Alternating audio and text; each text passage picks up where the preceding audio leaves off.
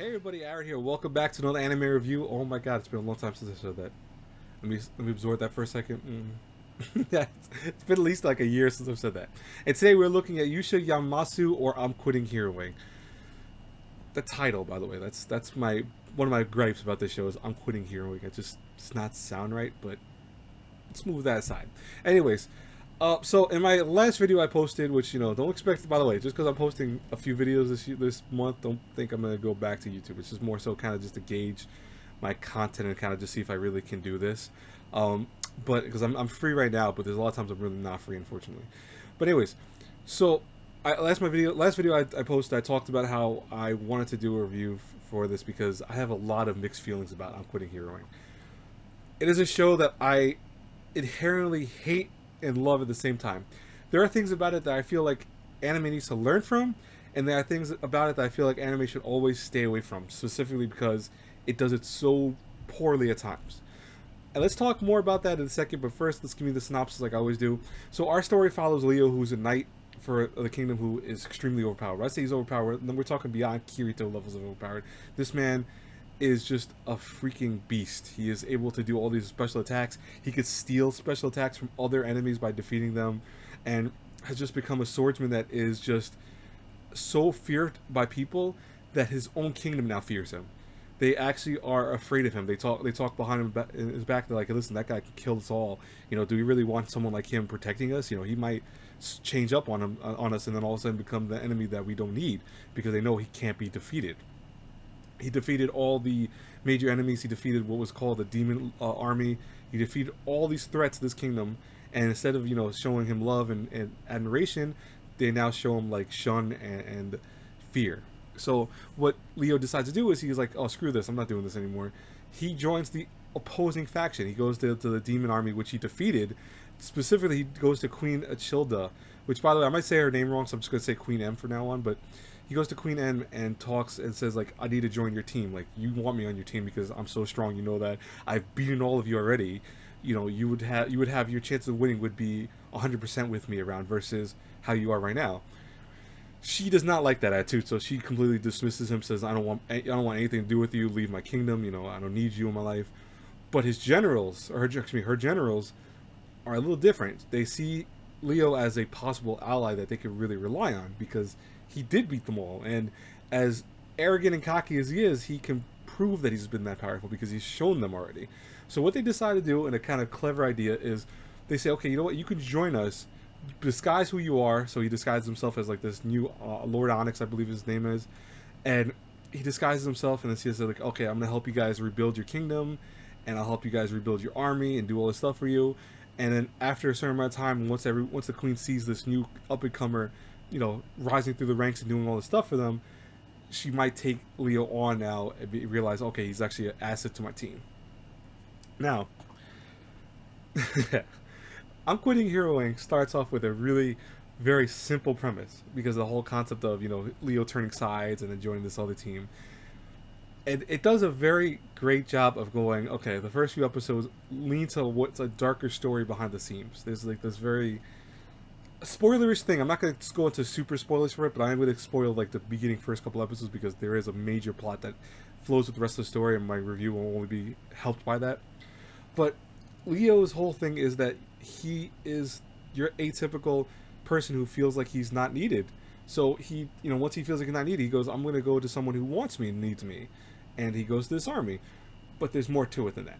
And at first, the first few episodes seem like almost a comedy a series. Like, you have him helping the army out, and they're a bunch of idiots for the most part. You have a little girl who's a part wolf. What is it? I think she's part like lion or wolf or whatever.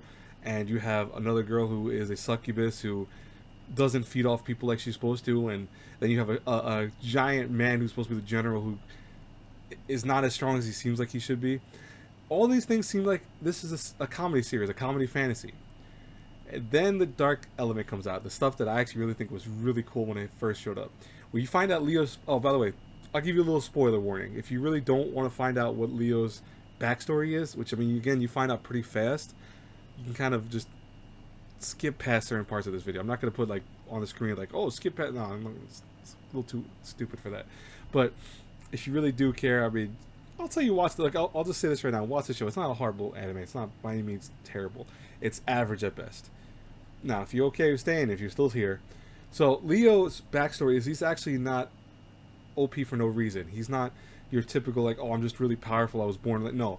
He's a artificially created human who was made 3,000 years ago. So that the time actually shows when the whole world was modern day, and then after all these demons started popping up and destroying the landscape and taking over things and killing people, you know, humanity went, oh god, we need something to fight back. So they made a whole series of warriors, Leo being one of them, and his ability was that he could absorb other abilities and kind of take them upon himself and get stronger and stronger as time went by, to the point that he became almost unstoppable. Once a couple hundred years passed, he was like actual beast. He was a machine. But I think that it's interesting because you see Leo's character start off as when he explains what he is, you feel really bad for him. You actually feel horrible for him because you realize he's been around for 3,000 years. He's always been this protector of humanity, to have then humanity, the people he protects, shun him and hate him and fear him. And you do feel bad for his character. Initially, I was like, wow, this is a sad story. This is actually it takes a very dark twist to it. And then they keep doing it. See, when you pity someone, you feel bad for someone, it's inherently because you heard the story once and you felt so bad for them that your heart was just taken aback by what they told you. And this happens in real life, and this happens in anime too, especially. The problem is that when you pity someone, you can't keep hearing the same story over and over again like a non-stop thing. If you do, that pity then becomes like, oh god, I heard it already. Like, it becomes an annoyance. And I'm Quitting Heroing does that element that I hate so much. It keeps slamming into your face that Leo's a 3,000-year-old created person, that he's now being shunned by humanity, that it makes him feel bad, it makes him feel this way. He's trying to, you know, do this and that. I'm not going to spoil what his main actual goal is. It should be kind of fairly obvious, but I won't explain it because it does have a nice twist at the end, which kept the series from being completely trash to me. It actually made it enjoyable because of the ending. But you feel bad. You're like, oh my god, poor Leo. But then they keep doing it over and over again. You're like, oh dude, Leo, I'm tired of hearing your story. It becomes to this point that Leo's story becomes so annoyingly obvious and repeated that there's one episode, I think it's episode 3 or 4, that repeats his story not once but twice in 24 minutes. Technically, if you think about it, 20 minutes because the opening and closing. But by the way, the opening, I love the opening, and the closing is not bad either. But it repeats the same story. So like Leo goes to one of the generals, tells him what happened. You know, tells him like, oh, this is the reality of what happened to me, and this is what I am. That same general then goes to the other people and tells that story. And instead of doing it like a quiet way of going like, okay, the general told the people and then everyone knew what happened. No, they go back through it again and they just kind of they take a different turn to it to expand it out a little bit. But you get the same story again. You hear he's a being again. You hear this, that. You hear what, you know, his struggle is as a artificially created creature, technically. I'm like, why did they do this? Why did they keep repeating? And they do that not once, not twice, but like 10 times in the course of a 12-episode series. And there's an OVA that came out. Part 1 of the OVA came out, which it's not too bad. And Part 2 is coming out, I think, later in August. But why did they focus so much on repeating his story? It kills the series because there's times where, you know, you feel again bad, and then once they start expanding on it, you learn more about the lore of everything. You learn more about how history changed when these demons kind of came through a rift in dimensions, and that's how they start flooding through humanity and all that. You feel somewhat bad. You feel bad for some of the demons because you start learning the demons' backstory. You start going, oh, you know, these people, they didn't want to per se kill humanity. They came to seek help because they were like, our world sucks. Their world is terrible. As the Queen End says, she tells them that the world is terrible. It's full of strife. It's full of bloodshed.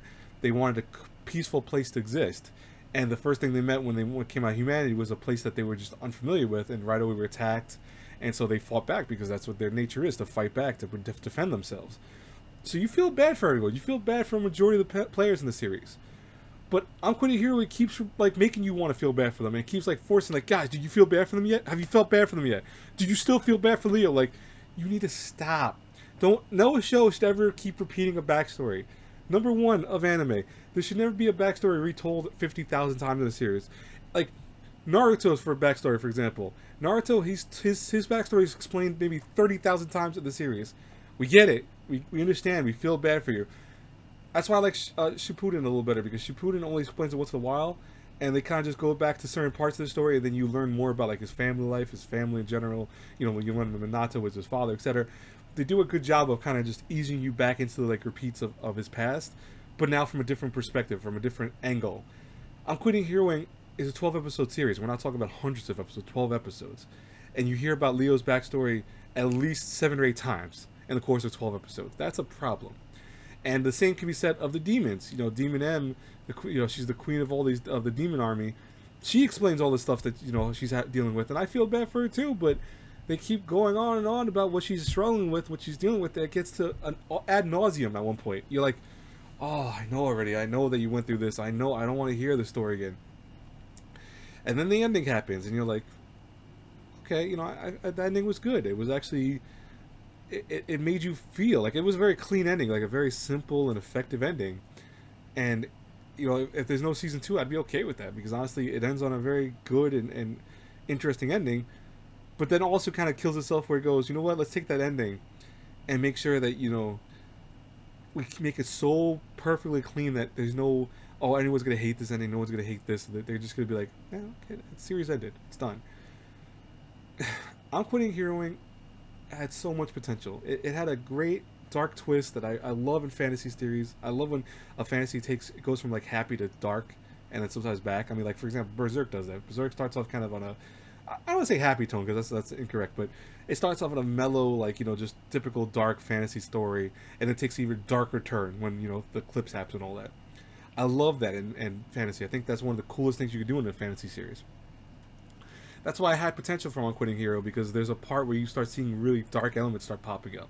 You start seeing mankind being its twisted self, and you start seeing very almost relatable themes with Leo in terms of what if you lived so long that you've outlived your purpose. Because Leo's thing is he outlived his purpose. He was supposed to protect humanity, but at the same token, was he doing it for his directive, or was he doing it for himself? That's where the kind of story starts twisting a little bit here and there.